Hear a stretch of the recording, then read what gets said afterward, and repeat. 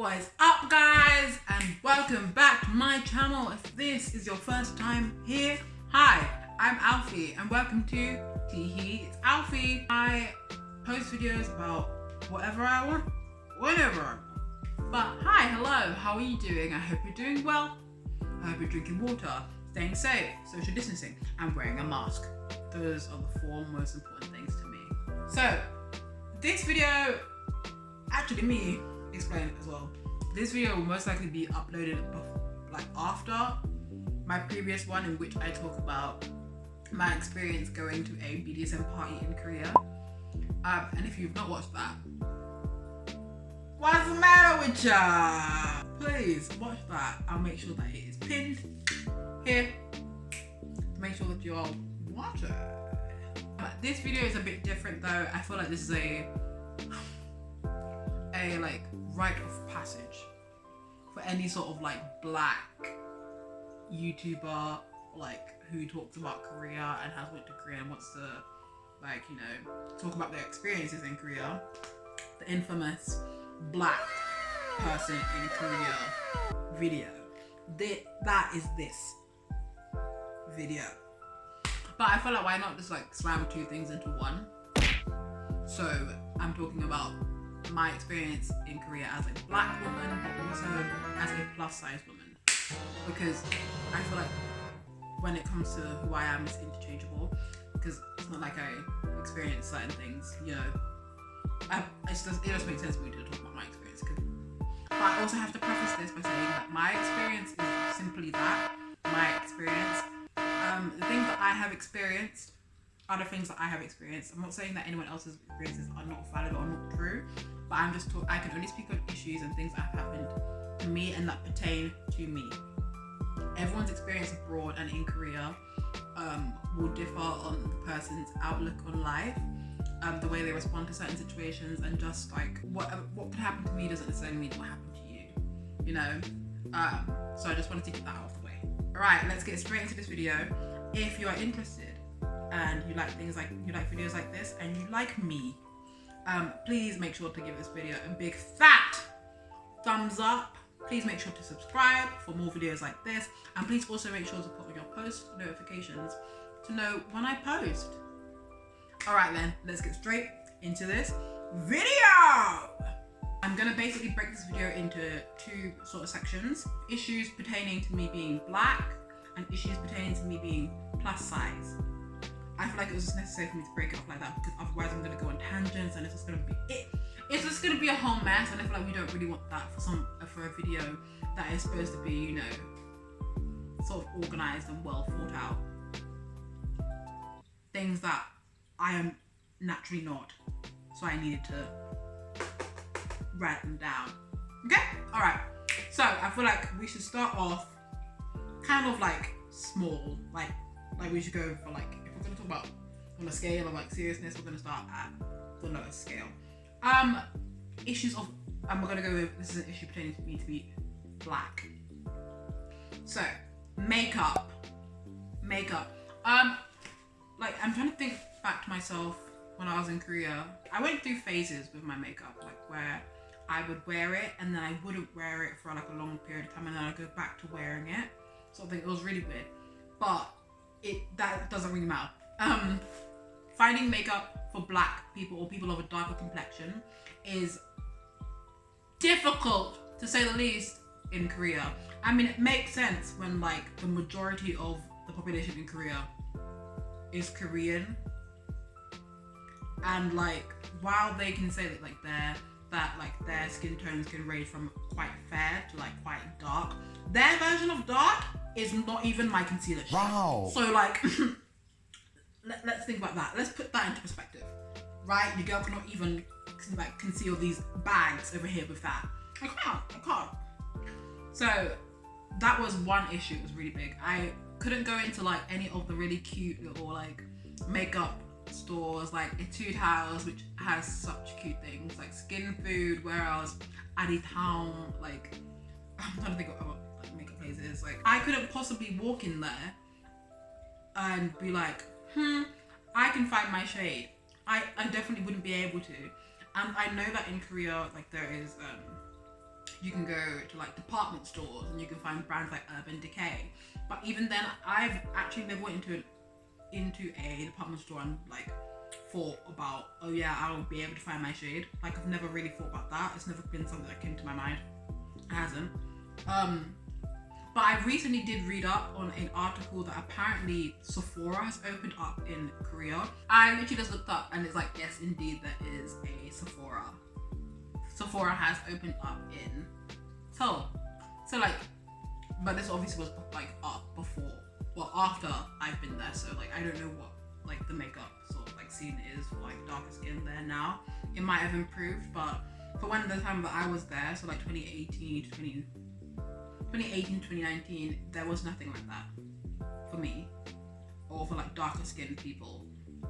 So I had to literally, in order to prepare to go to Korea, I packed up on so much foundation, so much concealer, like, and put in my suitcase, and powders, because I knew that they wouldn't have them there for me. And on the off chance that they would have them there, there'd be extortionate, because it would be because of import tax.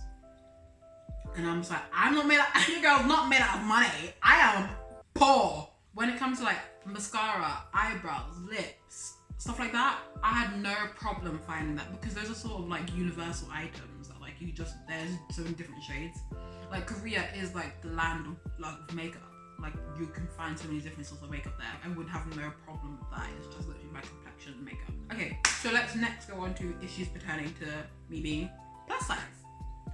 And this one is also, I'm gonna start off kind of like small. One of the issues as like being plus size in Korea is, of course, clothing.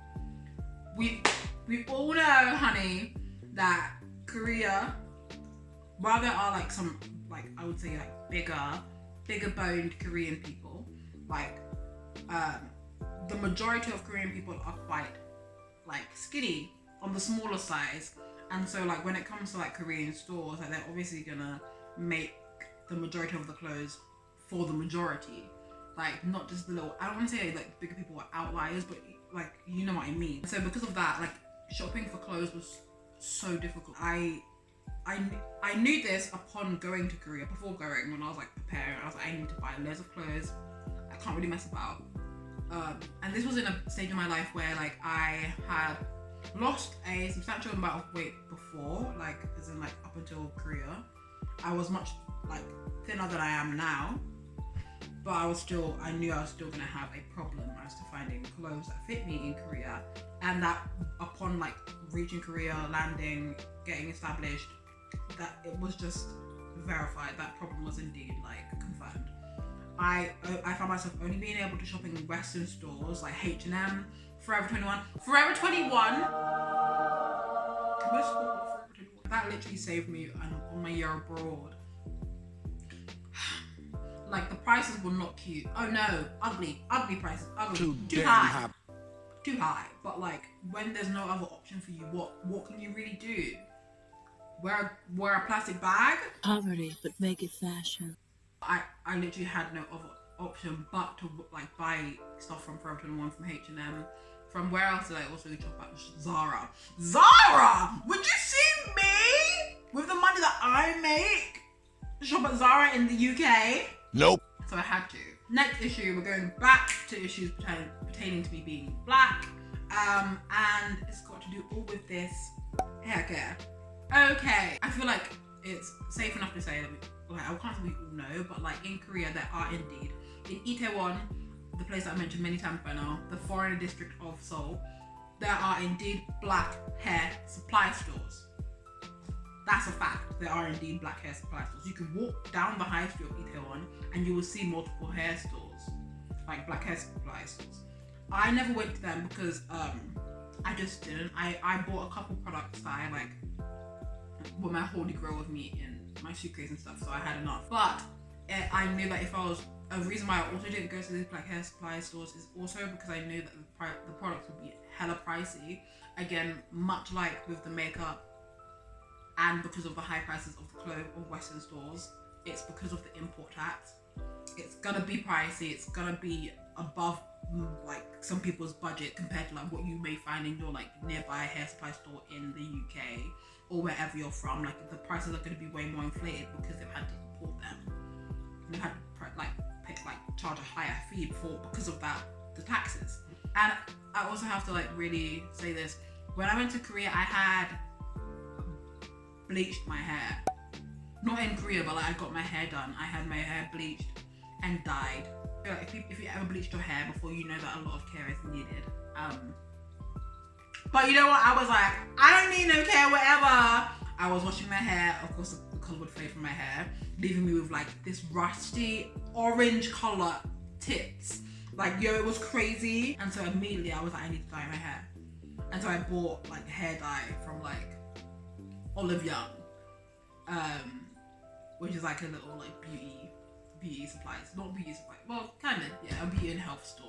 Kind of like if you're from the UK, it's kind of like Superdry or Boots, kind of like that. I bought some hair dye from there, and I like green hair dye and red hair dye, and of course I didn't mix them together. No, I use them separate. But like I feel like my hair care like routine like did deteriorate when I was over there because there was a lack of products for me to really care for my hair, and my ends were super dry, and like it was just a bit insane. So I had to get a friend of mine at the time, like she offered to cut my hair because I had a lot of split ends from where there was like a lack of care. Because I couldn't get some of like the more like bleached hair focused products. I couldn't get them. That would be good for my texture of hair. I'm pretty sure they have them in Korea, but I'm like, for my texture of hair, I'd have to go to a black hair supply store in Itaewon. I just didn't have the funds for it. So in the end, like she offered very kindly us like do like a semi-big snip. And so I like had kind of like short length hair for like a while, and it was fine. It was fine. It was cute. Whatever. I was really feeling myself around that time. I knew that in the long run, it was better for me because I had healthier hair. Yeah, but like if you're gonna go to Korea, well, if you are a black person or a person of color and you are gonna go to Korea, and you wear makeup, make sure that you bring makeup alongside of you, complexion products, and hair care products.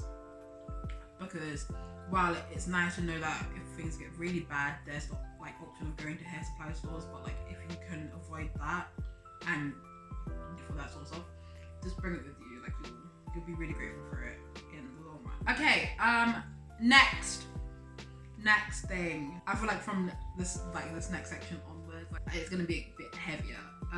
We just spoke about issues pertaining to me being a person of color, so I feel like it's really fair for us to go back to issues pertaining to me being plus size, and the next section is dating. Okay, so if you know anything about me, if there's anything you need to know about me, is that my dating life is non-existent. I have never dated in my whole entire life. Never.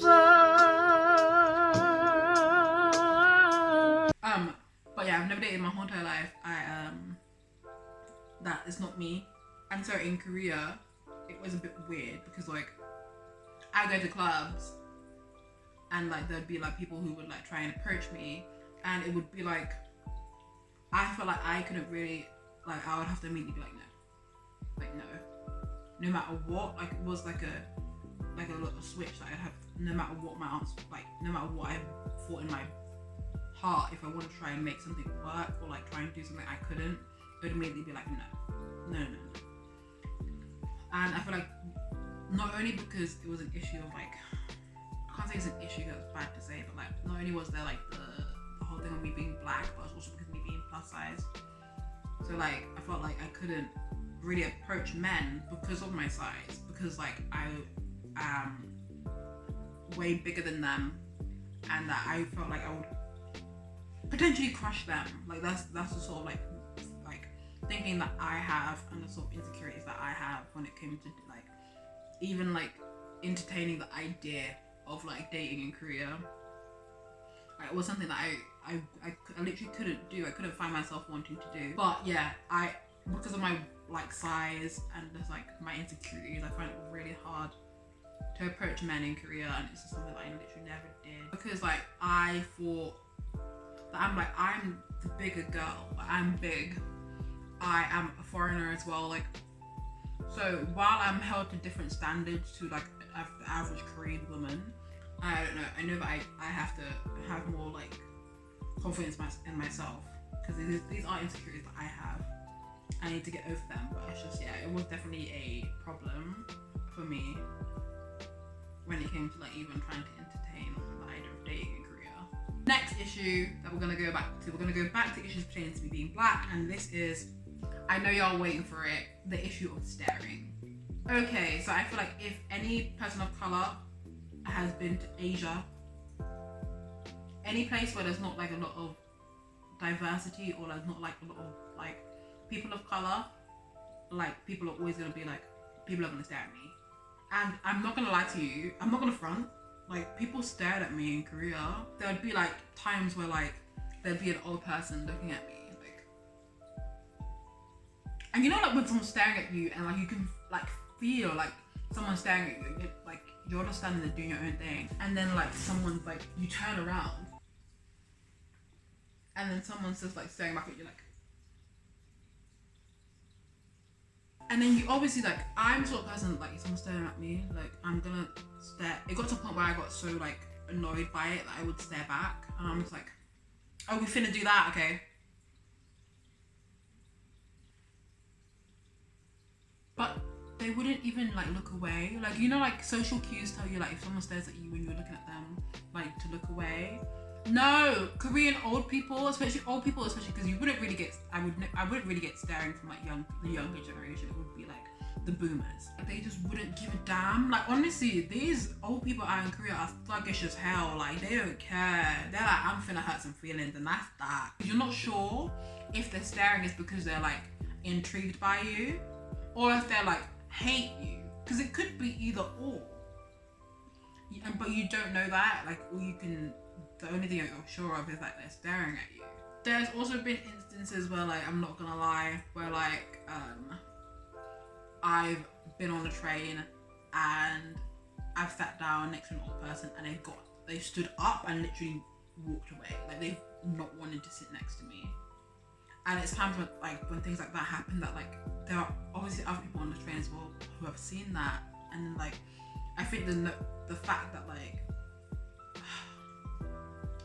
that happened and like other people are there to witness it. Not that I wanted them to step in and say anything, no, because it's not their place to. But it's more like I was embarrassed that happened and they were there to witness it. It was more so that it was really embarrassing at times like that. That happened a couple times. I'm not gonna even front. That did happen a couple times. But I feel like it took me like around a week for me to really get used to the staring, because I was like, I'm gonna be here for a year. I might as well like suck it up now, because I can't let these stares ruin like one of the what could potentially be the best experience of my life. And I have to really say that to people out there like who are gonna go to Korea and are a person of color or are worried about people staring at you or like making comments about you.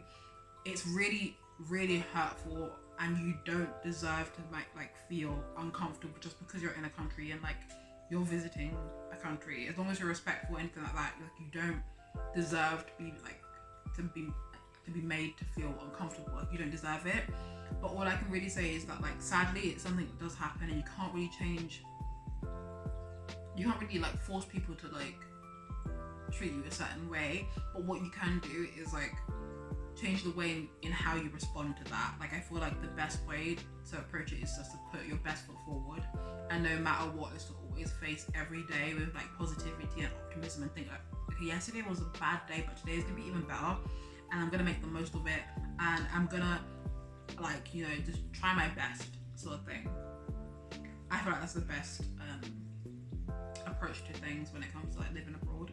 But then there are also times where like I've had really good experiences with like old people or like stuff like that, where like I've stood up like and there's been a seat next to an old person, and I've like looked at the seat and I'm like, no, you know what, I'm not gonna do it, because I'm not gonna put my heart through it again or something like that. And the old person has been like, come sit down, like sitting next to me, and like I've sat down, and like it does make you like have like this warm fuzzy feeling in your chest, because you're like, acceptance. Which is weird. It does come to that when you're like in the environment, you know, because you're like, you don't expect things like that to happen. It's just the weirdest thing, but like so nice to experience. So it's not all doom and gloom when it comes to like old people and staring and stuff like that in Korea. Like, it's not all doom and gloom. And I can't lie to you and say that you won't get stared at, and you won't maybe have experiences of prejudice, but I've never had any other than like staring and people standing up and moving from me, I've never had any like things like said to me, any bad words thrown at me, anything. I've never really had like an instance where I felt like too unwelcome other than that stuff, which is why people might say that I'm very privileged in that sense.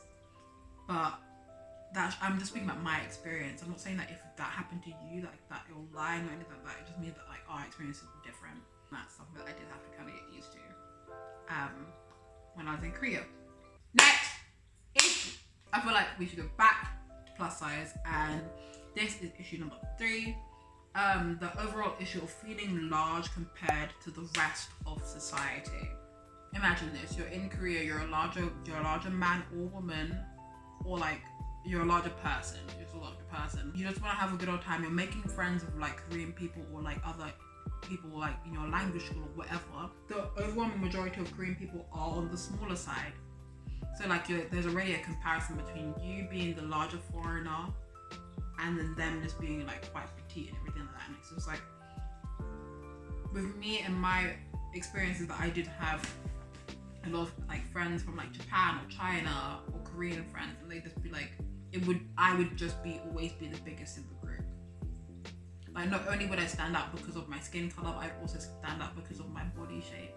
Like there'd always be something like that where I felt like, and looking back, honestly, I don't think I thought that deeply about it until like, because no one ever commented on my weight, ever. But I wonder if it's because like I'm a foreigner and they're just like sparing my feelings or something like that. Because you know, like you hear people in like Korean people saying to like their friends like stuff like that, oh you've put on weight, or like oh you've lost weight. Like the weight is not like a real big issue about that to them. Like they just think like it's nothing, it's not that sensitive of an issue, whereas in the Western hemisphere, like Western society, we know the sensitive nature of weight, and we don't really talk about it. We don't really address things like that because we don't want to make people uncomfortable or we don't want to come off as rude. In Asia, there's not that same level of sensitivity about weight. So they never once like spoke to me about my weight, anything that never made me feel bigger. I think it was just more an instinctive thing. Like I would instinctively feel bigger than my friends or something like that. But again, it never was really like an issue until maybe me looking back now. I don't know, but maybe it increasingly became an issue because like when it comes to me like trying on outfits in like Forever 21, we'll be trying out outfits in like H&M and things wouldn't fit, or I'd go out shopping with like my friends to like places like Spout or like A-Land or places like that, and I'd feel like super huge because I wouldn't be able to try on anything, or like there wouldn't be much things that I know that would fit me. But yeah, I would feel like I was just bigger than the rest of society at the time.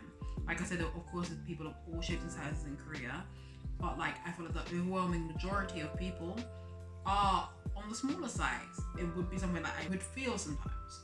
Okay, we're on our last 2 points pertaining to me being black and to me pertaining to me being plus size. And I'd have to say for black, stereotyping.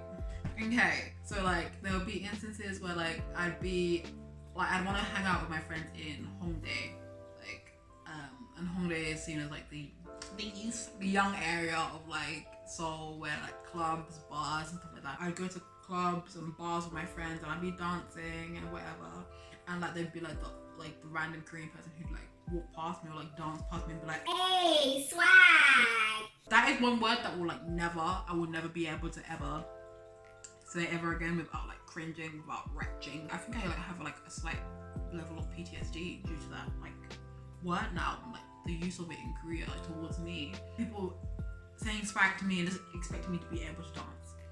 Okay, you're right. Like I can dance like to some extent. I'm not great, but I kind of felt like I was like, I would want to say people were like, it was an expectation thing. Like it was like an expectation though. They expect me to like live up to the stereotype of the black person who knew how to dance, who would like, you know, have so much charisma and stuff, and like use all the crazy hand signs and stuff like that. And like, yeah, I am loud, yeah, I know how to dance, but like that's not because I'm black, that's because I'm alfie. it's because I'm me. It's part of my personality, not because of my culture or anything like that. You know, but I always felt like it was sort of a thing that was expected of me. Like I was expected to be cool, I was expected to be charismatic, I was expected to be able to dance and stuff like that. Like, so that was a thing that I did have to come to terms with. And eventually, it wasn't really a thing that really like bothered me per se, but like I did kind of like whenever I'd hear the accursed word swag, I would like kind of like recoil slightly because I was like, ew. Also because like it just, the word is just ruined for me now. So yeah, there's that. And finally, the last issue is one pertaining to me being plus size, and this is a big doozy. This is a doozy, a big one. She thickums. Beauty standards, the issue of beauty standards. Okay, so I'm gonna get real for like, I feel like this whole video I've been real, but I feel like I'm gonna get realer than real. First things first, I'm the realist. There was a time in Korea, I can't say all the time, I feel like this was always a thought in the back of my head, that like, I would never be enough. And I know like people might be like, be enough in what sense? And it's like, be enough for society, be enough to be like viewed as like beautiful, or like just, I would enter Korea and I already know that I would be held to a different standard. Like I already knew. I'm black and I'm plus size, like, so I'm a foreigner, so I wouldn't be held to the same standards that a Korean person would. However, like, that doesn't mean that Koreans still would be like, they'd completely be like, oh, you're pretty for a black girl. Like, they would, that doesn't really, it's not how it really works. Like, they still have their, like, you know, preconceived, like, standards of beauty. Like, they have their beauty standards, so it's not gonna, like, change overnight and be like, oh, because she's a black woman, I have to change the way that I think about how I view her. Like, I have to change the way in the way that I classify her as like beautiful, pretty. No, it's not gonna change. So there would be times where like, I think because I lived there for like a year, I'd like wake up and see Korean bodies. I'd go to sleep, I'd wake up and see Korean bodies, Korean faces, Korean features, Asian faces, Asian features, and then compared to me who is not that. And then like you see billboards of like Korean beauty, like these beautiful idols, beautiful artists, beautiful celebrities, and they all have like this thinner physique, this certain bone structure. They look a certain way, and they are like held to a higher standard, and they are perceived as beautiful. And then you can't help but like compare yourself to that, and then you're like, I'm not that, and I know that I'm not Asian, I'm not Korean, I'm not trying to say that. Like, I know what I'm proud to be a black woman, I'm proud to be who I am, but it's just that when you're like surrounded by that every single day, you can't help but then feel like, if they think that that's beautiful, then what do they think about me? Like, I can't be that then. Like, I'm not beautiful then, as a result. If I'm not this, then I'm the other, and the other is ugly, less than, like, not appreciated. Like, that's what I felt like. I didn't let it like bring me down like most of the days, but there would be days where I'd be like a bit more like aware of it. The majority of my days were spent being like oblivious and just being happy and stuff like that, and like, you know, being myself. So I was like, I could only be myself at the end of the day, you know, and if I can get people like me for me, then that's great. But there would be days when I'd be like, I don't feel too great today. I just don't feel very, very good. And I feel like that, it became a bit like more clear when there would be times when my friends would be like, you're so cute, and things like that, and like the way it made me feel, it's kind of weird, it's kind of gross looking back, because I felt like them saying that to me, be like, maybe I am enough then. Oh, but then I'd immediately get deflated again, because I'm like, oh, but these are my friends. So like, they have to say these things to me. They have to, you know, so we're friends, so you won't say bad things about your friends, right? You can only ever say good things about your friends. But yeah, the beauty standard certainly was a thing that like I had to come to terms with. But I feel like it's also needed for me to say this as well. Like, no matter where you come from, no matter what you look, no matter what size you are, no matter what color you are beautiful, and you should have confidence in yourself. And I'm saying that, and I know that if anyone knows me, my friends watch this, they're gonna be like, Alfie, really, you're saying that? Because I am like my biggest critic.